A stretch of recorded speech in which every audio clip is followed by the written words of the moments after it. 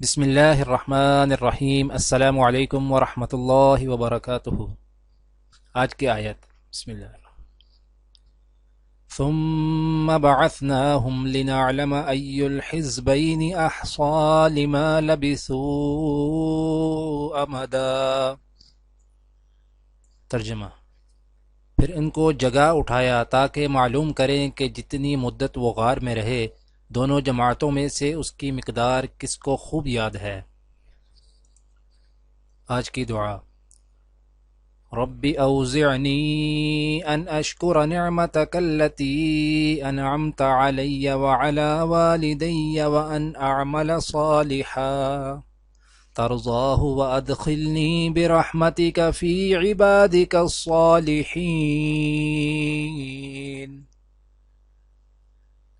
اے میرے رب، مجھے قابو میں رکھ کہ میں تیرے اس احسان کا شکر ادا کرتا رہوں جو تو نے مجھ پر اور میرے والدین پر کیا ہے، اور ایسا عمل صالح کروں جو تجھے پسند آئے، اور اپنی رحمت سے مجھ کو اپنے صالح بندوں میں داخل کر۔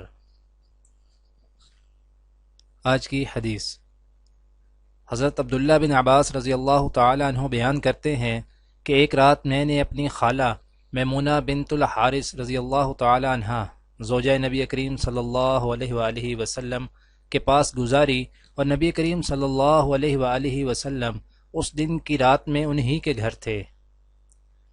آپ صلی اللہ علیہ وآلہ وسلم نے عشاء کی نماز مسجد میں پڑھی، پھر گھر تشریف لائے اور 4 رکعت نماز نفل پڑھ کر آپ صلی اللہ علیہ وآلہ وسلم سو گئے۔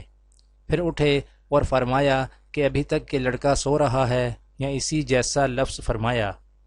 پھر آپ صلی اللہ علیہ وآلہ وسلم نماز پڑھنے کھڑے ہو گئے، اور میں بھی وضو کر کے آپ کی بائیں جانب کھڑا ہو گیا، تو آپ صلی اللہ علیہ وآلہ وسلم نے مجھے دائیں جانب کھڑا کر لیا۔ تب آپ صلی اللہ علیہ وآلہ وسلم نے 5 رکعت پڑھیں، پھر 2 پڑھیں، پھر آپ صلی اللہ علیہ وآلہ وسلم سو گئے، یہاں تک کہ میں نے آپ صلی اللہ علیہ وآلہ وسلم کے خراٹے کی آواز سنی۔ پھر آپ صلی اللہ علیہ وسلم کھڑے ہو کر نماز کے لیے باہر تشریف لے آئے۔ دعا ہے کہ اللہ تعالی دنیا اور آخرت کی تمام بھلائیاں عطا کرے، عمل کی توفیق دے۔ سبحان ربک رب العزت عما یصفون وسلام علی المرسلین والحمد للہ رب العالمین، آمین۔